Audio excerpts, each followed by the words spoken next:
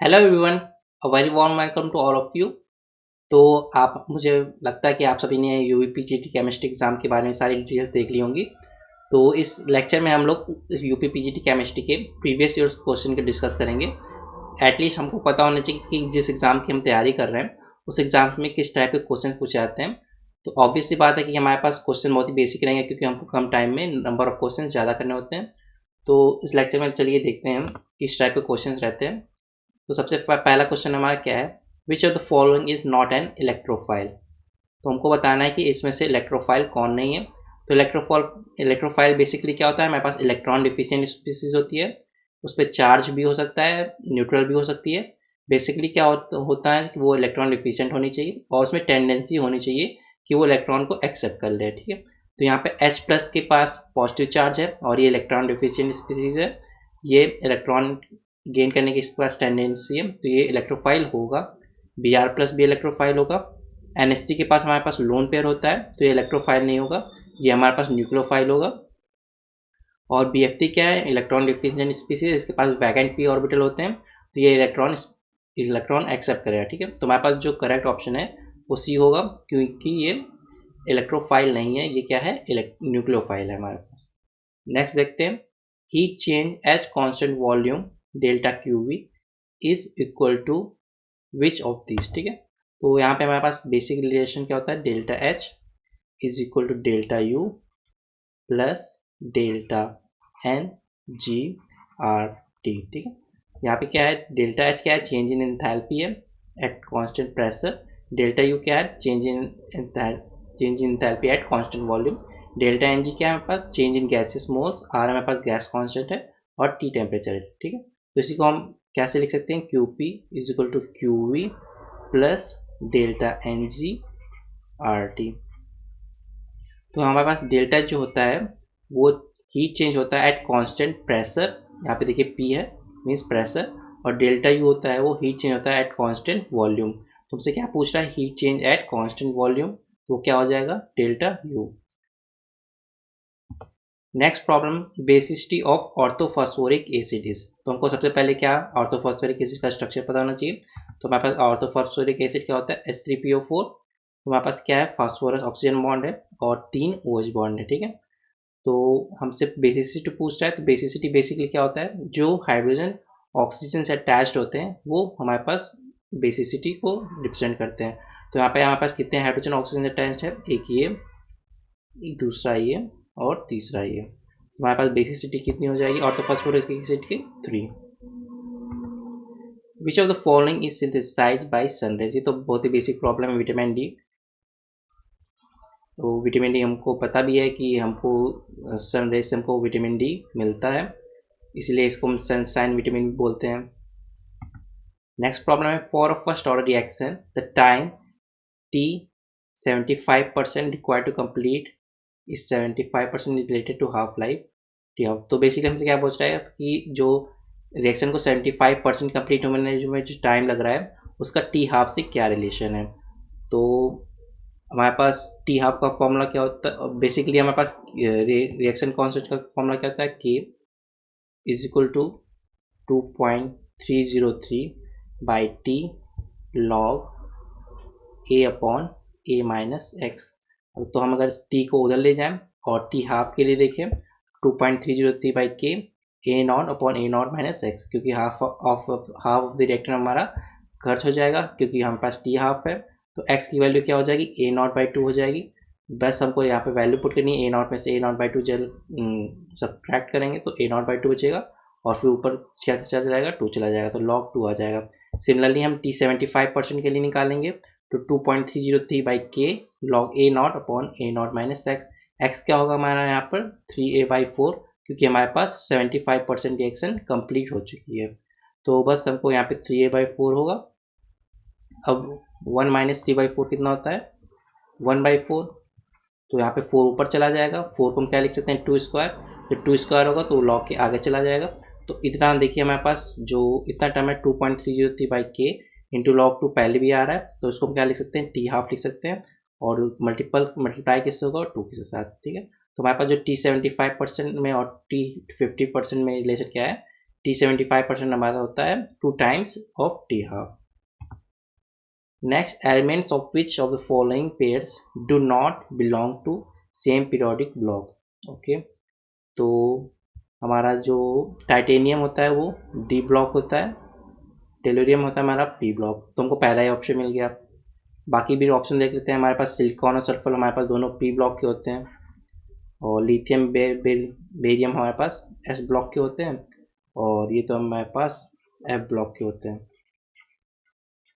ठीक है, तो हमारे पास जो करेक्ट ऑप्शन है वो यही ऑप्शन था. Salicylic acid reacts with acetic anhydride to form which of the following. ठीक है, तो हमको सबसे पहले सैलिसिलिक एसिड का ये स्ट्रक्चर याद होना चाहिए, फिर उसके हमको रिएक्शन करानी है एसिटिक एनहाइड्राइड. ठीक है, तो हमसे सैलिसिलिक एसिड की हमारे पास दो इंपॉर्टेंट रिएक्शन होती है, एक एसिटिक एनहाइड्राइड से और एक मेथाइल हाइड्राइड से. दोनों से हमारे पास जो प्रोडक्ट बनते हैं बहुत इंपॉर्टेंट होते हैं. तो सबसे पहले सैलिसिलिक एसिड प्रिपेयर कैसे होता है, क्योंकि ये भी हमसे पूछ सकता है एग्जाम में. तो जब हम फिनॉल को CO2 के साथ सोडियम हाइड्रोक्साइड बेस के प्रेजेंट में हाई टेम्परेचर और प्रेशर पर हीट करते हैं तो हमको सैलिसिलिक एसिड मिलता है. अब जब सैलिसिलिक एसिड के हमारे पास एसिटिक एनहाइड्राइड से रिएक्शन कराते हैं तो ऑक्सीजन का लोन पेयर इसके कार्बोनिल सेंटर पर अटैक करेगा और OCO-CH3 बन जाएगा. इसको हम बोलते हैं एस्प्रिन. और जब हम मिथाइल अल्कोहल या मिथाइल हाइड्राइड से मिथाइल अल्कोहल से ट्रीट करते हैं तो हमारे पास इन प्रेजेंस ऑफ एसिड क्या हो जाएगा, एसिड और अल्कोहल के बीच की रिएक्शन होती है जैसे. ठीक है, तो हमारे पास क्या फॉर्मेशन होगा, एस्टर का फॉर्मेशन हो जाएगा, CO-CH3, और यहाँ पे OH वैसे एज इट इज रहेगा.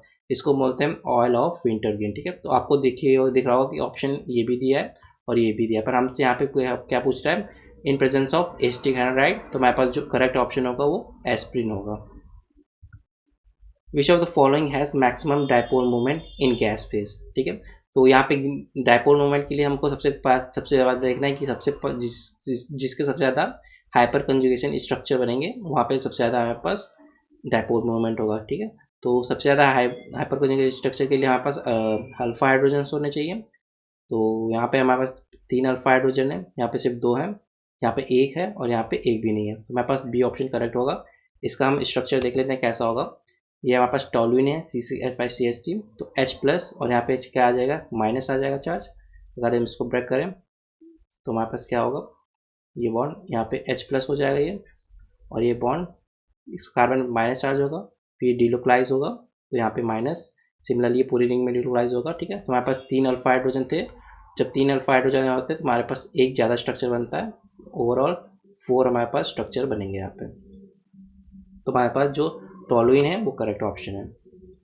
The anodic oxidation in the electrolysis of ice cold H2SO4 जिसका परसेंटेज दिया है 50% between platinum electrode at high current density gives. Okay, तो हमको इसका इलेक्ट्रोलिसिस कराना है और हमको बताना है कि क्या प्रोडक्ट मिलेगा. ठीक है, तो हमारे पास 2 H2SO4 50% है, इसलिए 2 मोल्स हमने ले लिया और इसका इलेक्ट्रोलिसिस करेंगे तो हमारे पास क्या बनेगा, H+ and HSO4-.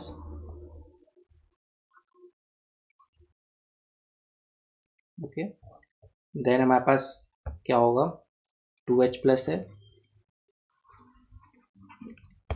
ये H2 गैस में कन्वर्ट हो जाएगा, और क्या बचा हमारे पास, HSO4- और H2 S2O8 + 2 इलेक्ट्रॉन. तो हमसे क्या पूछ रहा है कि हमको क्या मिलेगा, एनोडिक ऑक्सीडेशन. तो यहाँ पे रिएक्शन कहाँ पे हो रही है, हमारे कैथोड पे हो रही है, और ये कहाँ पे हो रही है, हमारे पास एनोड पर हो रही है. ओके, क्योंकि यहाँ पे ऑक्सीडेशन हो रहा है, यहाँ पे रिडक्शन हो रहा है. तो हमारे पास जो डायमर बन रहा है H2S2O8, इसको हम ओलियम भी बोलते हैं. तो हमारे पास जो करेक्ट ऑप्शन है वो सी ऑप्शन है. Which of the following is the IUPAC name of the compound. तो स्पायरो कंपाउंड में बेसिकली हमारा क्या होता है कि एक कॉमन एटम होता है, और पर यहाँ पर देखिए 2 कॉमन एटम है, एक ये और एक ये, तो स्पायरो तो नहीं हो सकता. तो हमारे पास बचा क्या ऑप्शन, यहाँ पे बाइसाइक्लो हो सकता है. और हमारे पास ये जो ब्रैकेट में है वो क्या रिप्रेजेंट करता है कि कितने कार्बन आइटम्स यहाँ पे कॉमन आ रहे हैं, मतलब कि कितने ये इस रिंग में आ रहे हैं, कितने इस रिंग में आ रहे हैं. तो यहाँ पे देखिए एक कार्बन आ रहा है, ये वाला कार्बन, और यहाँ पे भी कितना आ रहा है, एक कार्बन आ रहा है. ठीक है, तो 1.1, और इस वाले में एक भी कार्बन नहीं आ रहा है तो यहाँ पे .0. तो बेसिकली ये हो जाएगा हमारे पास बाइसाइक्लो 1.1.0 और कितने कार्बन है 1 2 3 4, तो हो गया butane. Identify the powerful oxidising agent use by Neil Barrett to prepare the first true chemical compound of an inert gas element. तो इन्होंने जो इनर्ट गैस जीनॉन होती है उसको भी ऑक्सीडाइज कर दिया था इन प्रेजेंस ऑफ हेक्साफ्लोरोप्लैटिनम।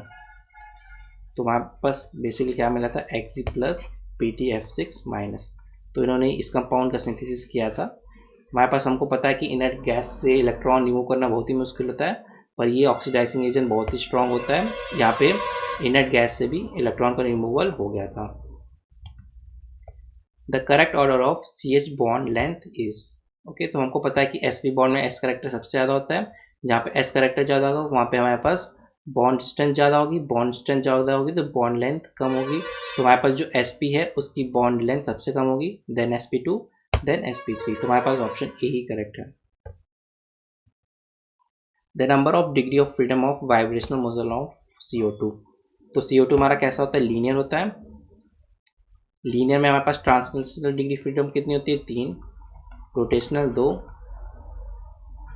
ओके। और टोटल कितनी होती है हमारे पास, टोटल होती है हमारे पास 3n। तो 3n मतलब यहाँ पे कितने एटम है 1 2 3, टोटल कितनी है 9। तो वाइब्रेशनल कितनी हो जाएंगी 9 माइनस translational plus rotational 9 minus 5 is equal to 4। तो हमारे पास जो बी ऑप्शन है वो करेक्ट है। Which of the following facts about nitric oxide is incorrect. तो नाइट्रिक ऑक्साइड क्या होता है, NO होता है हमारे पास। NO में हमारे पास नाइट्रोजन के पास कितने वैलेंस इलेक्ट्रॉन है 5 और ऑक्सीजन के पास 6, तो ओवरऑल कितना हो गया 11। ये ऑड इलेक्ट्रॉन स्पीसीज हमारे पास कैसे हो जाएगी पैरामैग्नेटिक, ये तो स्टेटमेंट करेक्ट है। It dimerises readily at room temperature, हाँ ये डायमराइज होता है, अभी मैंने नेक्स्ट स्लाइड में दिखाऊंगा। It is present in exhaust of cars. तो हमारे पास जितने NOx टाइप के ऑक्साइड होते हैं वो हमारे पास एग्जॉस्ट में प्रेजेंट होते हैं। It loses an electron to form NO minus N, नहीं ये तो गलत लिखा है क्योंकि इलेक्ट्रॉन लूज करने पर ये केटायन बनाएगा, तो नाइट्रोसिल केटायन बनाएगा। तो ये तो पॉइंट इनकरेक्ट है, तो हमसे इनकरेक्ट ही पूछ रहा था, तो डी ऑप्शन हमारा करेक्ट हो जाएगा। और ये डायमर का स्ट्रक्चर कैसा होता है, ये नाइट्रोजन है हमारे पास, ये हमारे पास ऑक्सीजन है और यहाँ पे क्या है ऑक्सीजन और यहाँ पे नाइट्रोजन, ठीक है। तो यहाँ पे हमारे पास नाइट्रोजन ऑक्सीजन के बीच का बॉन्ड बनता है और हमारे पास डायमर स्ट्रक्चर बनता है। यहाँ पे बॉन्ड लेंथ और बॉन्ड एंगल्स भी रिप्रेजेंट किया गया है। The value of Kc for the reaction cis to trans is this much, what will the value for trans to cis, ठीक है। तो इस तरह की रिएक्शन हमने पढ़ी है। तो यहाँ पे जब हमको K की वैल्यू दी है, मान लीजिए K1 है तो 0.608, तो हमसे क्या बोल रहा है K1 प्राइम। K1 प्राइम क्या होता है 1/K1। जब हम रिएक्शन को रिवर्स करते हैं तो हमारा जो रेट कांस्टेंट होता है वो डिनोमिनेटर में चला जाता है, तो हमारे पास कितना हो जाएगा 1.608, तो हमारे पास ये आ जाएगी 1.645 के अराउंड वैल्यू। तो हमारे पास जो बी ऑप्शन है वो करेक्ट है। The maximum number of electrons in an atom for which sum of their principal and azimuthal quantum number is equal to 3। तुमको n प्लस एल का वैल्यू का सम दिया है 3, तो n हम क्या लिख सकते हैं सिंपली 1 लिख सकते हैं और l 2 लिख सकते हैं, पर ऐसा कोई ऑर्बिटल तो होता नहीं है क्योंकि n जब 1 होगा तो 1 और 2 के लिए क्या हो जाएगा s, जब l हमारे पास 0 होता है तो s, 1 होता है तब p, 2 होता है तो d, ठीक। तो 1d ऑर्बिटल तो ऐसा होता ही नहीं है, एग्जिस्ट नहीं करता है, तो ये हो नहीं सकता। देन n की वैल्यू कैसे लिख सकते हैं 2 ले सकते हैं, l की वैल्यू 1 ले सकते हैं, तो यहाँ पे हमारे पास क्या हो जाएगा 2p हो जाएगा, और n की वैल्यू 3 ले सकते हैं, l की वैल्यू 0 ले सकते हैं, तो यहाँ पे क्या हो जाएगा 3s। तो 2p में कितने इलेक्ट्रॉन हो सकते हैं 6 इलेक्ट्रॉन, 3s में हमारे पास 2 इलेक्ट्रॉन, तो ओवरऑल कितने हो गए हमारे पास 8 इलेक्ट्रॉन। तो हमारे पास ए ऑप्शन करेक्ट है। What is the correct decreasing order of stability for the following. तो हमारे पास जो 6 मेंबर रिंग होती है वहाँ पे स्ट्रेन सबसे कम होता है, बेस स्ट्रेन थ्योरी में हमने पढ़ा है। तो 6 मेंबर रिंग स्टेबल हो जाएगी most stable, then 5 member ring, then उसके बाद 3 मेंबर रिंग। और ये तो हमारे पास कैसा है नॉन एरोमेटिक है, तो ये तो सबसे लीस्ट स्टेबल हो जाएगा। तो हमारे पास सबसे ज़्यादा स्टेबल कौन हो गया 4, then 3, then 1 and 2। Among the organometallic compound given below, identify the one which differs from the rest 3 in bonding। ये तो मैं इसमें हमारे पास आयनिक बॉन्डिंग होती है, ये हमारे पास कोवैलेंट बॉन्डिंग, यहाँ पे भी कोवैलेंट बॉन्डिंग, यहाँ पे भी कोवैलेंट बॉन्डिंग, तो हमारे पास ये ऑप्शन ही करेक्ट हो जाएगा। और अगर हम CH3Li की थोड़ा डिटेल में बॉन्डिंग देखें तो यहाँ पे हमारे पास क्यूब टाइप का स्ट्रक्चर होता है डिस्टॉर्टेड, तो हमारे पास CH3Li में मेनली आयनिक बॉन्डिंग होगी, बाकी सब में हमारे पास कोवैलेंट टाइप की बॉन्डिंग होगी। How many stereochemical isomers of dimethyl cyclohexane are possible, ठीक है, तो ये अच्छी प्रॉब्लम है। डाइमिथाइल साइक्लोहेक्सेन को कैसे हम रिप्रेजेंट कर सकते हैं, या तो ये दोनों मिथाइल ग्रुप 1 1 पोजीशन पर हो, दूसरी पॉसिबिलिटी क्या हो 1 2 पोजीशन पर हो, तीसरी पॉसिबिलिटी क्या है 1 3 पोजीशन पर हो, चौथी पॉसिबिलिटी क्या है 1 4 पोजीशन पर हो, ठीक है।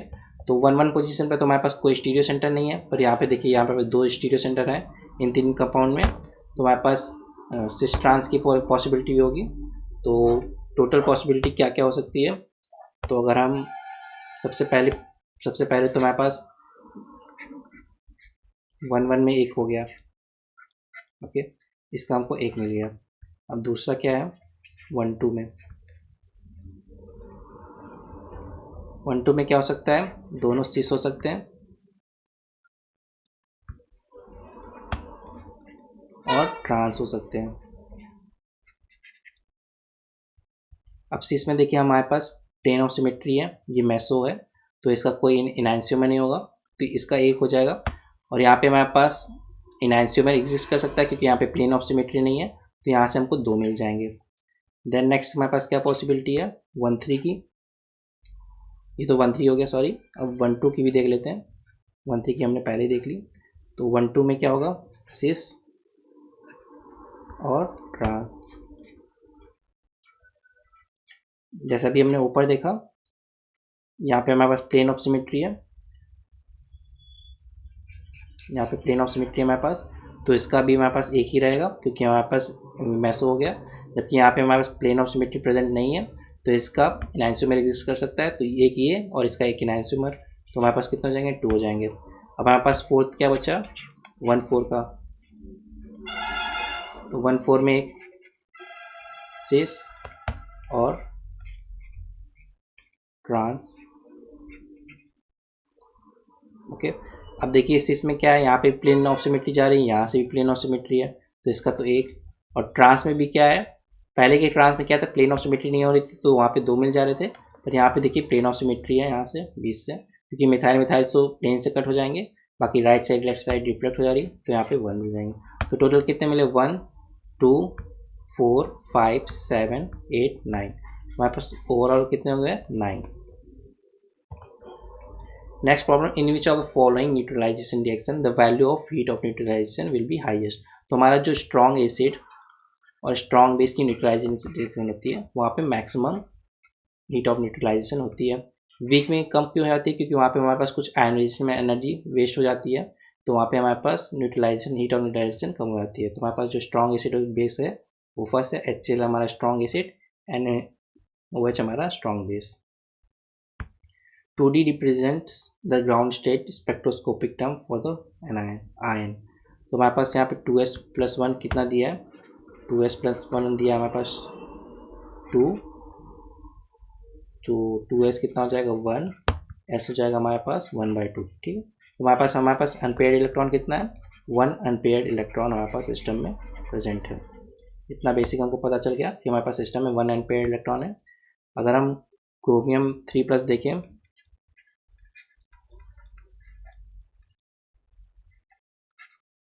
तो स्कैंडियम टाइटेनियम वैनेडियम क्रोमियम, तो ओवरऑल 6 इलेक्ट्रॉन होंगे, 3 चले जाएंगे तो 3d3। तो यहाँ पे हमारे पास 3 अनपेयर्ड इलेक्ट्रॉन है, ये नहीं हो सकता। निकिल 2+ हमारे पास और मैग्नीज 2+ हमारे पास क्या होगा D5 सिस्टम होगा, यहाँ पे तो हमारे पास 5 अनपेयर्ड इलेक्ट्रॉन होंगे, ये नहीं हो सकता। निकिल 2+ हमारे पास कितना होता है D8 होता है, तो अगर D8 में हम इलेक्ट्रॉन फिल करें तो हमारे पास 2 अनपेयर्ड इलेक्ट्रॉन होंगे, ये भी नहीं हो सकता। कॉपर में हमारे पास क्या होता है D10S7 2+ जाएगा तो हमारे पास कैसा सिस्टम आ जाएगा D9 सिस्टम। अब D9 सिस्टम में हमारे पास कितने अनपेयर्ड इलेक्ट्रॉन होंगे, एक अनपेयर्ड इलेक्ट्रॉन, तो हमारे पास यही ऑप्शन करेक्ट है, ओके। बाकी हम D देख लें कैसे आ रहा है, तो अगर हम जब फिलिंग करेंगे